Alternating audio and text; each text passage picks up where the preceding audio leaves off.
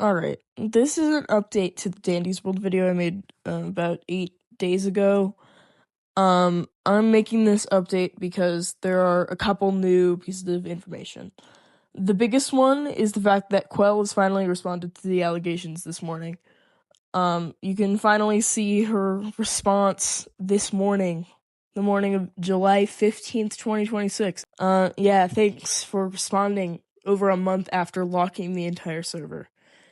And the other update is that qwel has sent a cease and desist to some of the victims, as far as I've heard. I'm going to, in a second, look at that. But first I'm going to read her response and give my thoughts on it.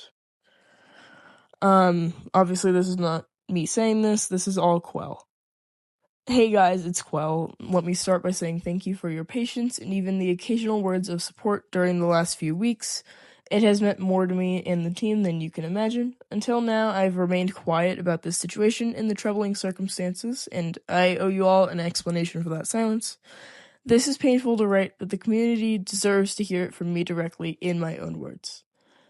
A lot has been said about me over the past several weeks, and most of it has been painful in ways I'm still processing. I know some have criticized and even attacked my silence as avoidance or an answer of its own. It was not. I felt a matter this serious deserved more than a reaction written in the heat of the moment, without all the facts, and I was not willing to say something I had not thought through carefully as I also processed my own trauma. I had taken the time I needed to steady myself, talk with my team, meet with a professional, and work with the proper authorities to handle this to the best of my ability. By sending a cease and desist. Good job, qwel. Okay, continuing. This situation is not the kind of thing I'd ever want to rush, but as I said, you all deserve the truth, plainly and in my own words, so here it is. I was around 14 when I first got involved with the online spaces where all of this began. I was a kid. Like a lot of kids who find their friends on the internet, I trusted quickly, and I trusted some people who had not earned it. During a vulnerable stretch of those early years, someone stepped into my life and worked his way into my trust. I was 15 or 16 at the time and believed he was a friend. For a long time, I had no reason to think otherwise, and we spent a lot of time together. I want to walk through what came next carefully, because the timeline matters and I want you all to have it right. Before I share, this is painfully triggering for me and might be for others who share a similar experience, so consider this my warning to anyone in advance. In August 2024, I was shown a drawing this person had made years earlier that depicted fictional characters. I was disgusted and horrified. However, this person had an explanation. He said he had been peer pressured into drawing it and that it had since been used against him. And in that moment, I had nothing to weigh against his word and certainly didn't have the tools to fully process the scope of it all. This is supposed to be my friend. He had convinced me that was not as it appeared, and I didn't have the maturity to realize I was being manipulated. I own that and will forever wish I had found the strength to see through him sooner. That changed in October 2024. I was then shown clear, undeniable evidence of what this person had actually done. This was not another drawing that manipulation tactics could excuse. This was real, unambiguous proof involving an actual person, and there was nothing left to explain away. I found out that morning in October, and by that night, I had spoken with him directly and removed him from the gaming company. It was made public the very next day.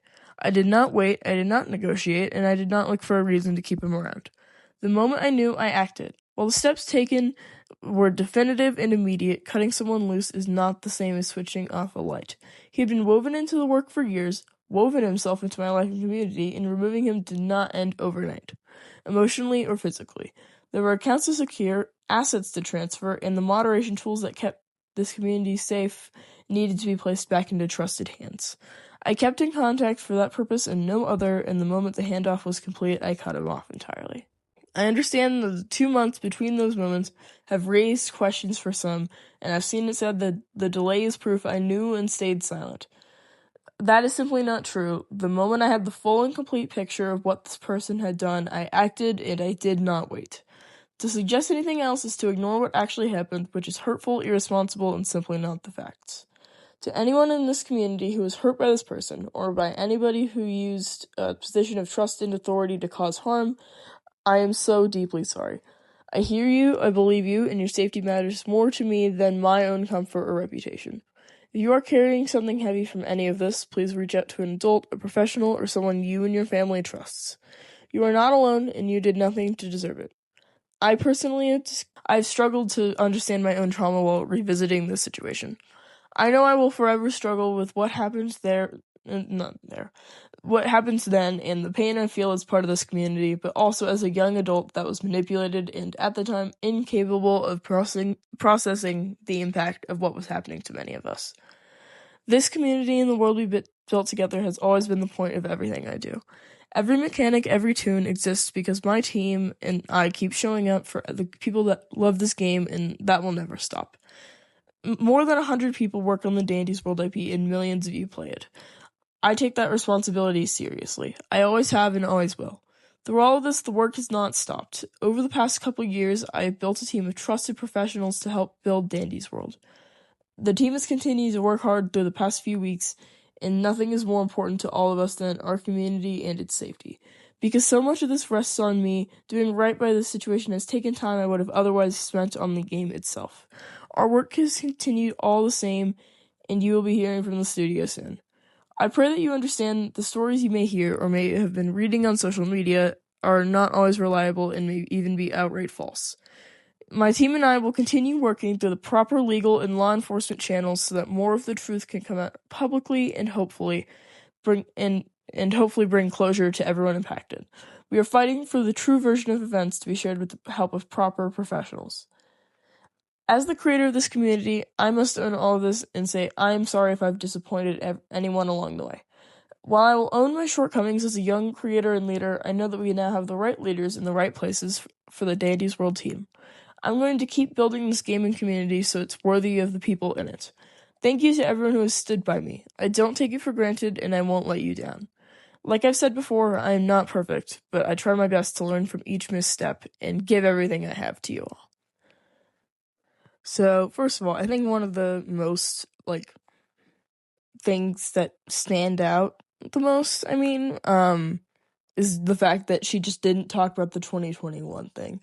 There are screenshots of her knowing about this since 2021, and I think in the response, she just totally skipped over it. She's like, oh, the first time I actually heard anything related to this was August 2024, when it wasn't, because I've seen multiple screenshots. And obviously screenshots aren't 100% proof. They could be faked. But I think the fact that she didn't address them kind of confirms that they're real. I can't lie. I think that they are real, because why would she just not say shit about it at all? She also didn't talk about how she was working on helping Rox make an apology video in August of 2023. Or not really an apology video. They didn't apologize for shit. But why would you help a known groomer make an apology video? I think also in the response, she spent a long time talking about herself and her own trauma, which I think, obviously, I'm sorry.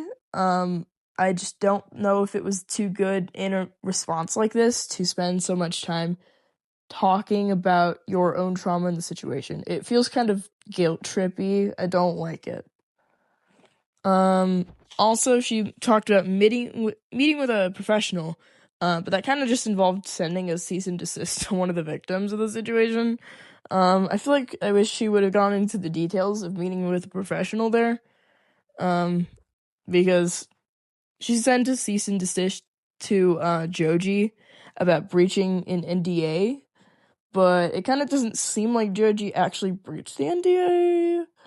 I'm not too good at legal stuff. So,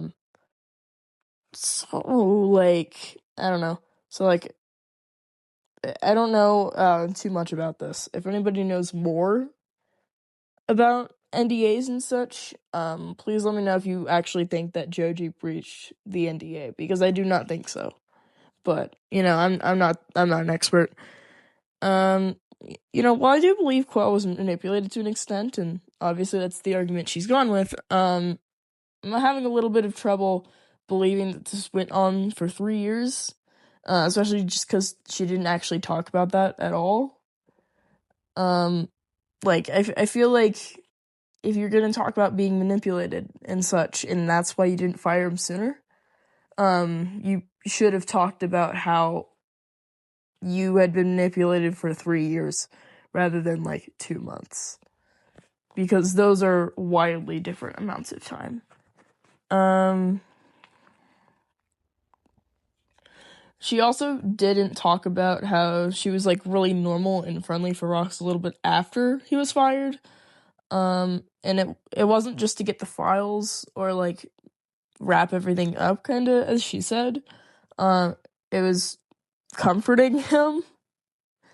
I don't know if you saw this from the last video, but she's like, it's alright to cry. Keep your head high. Like, what are we doing?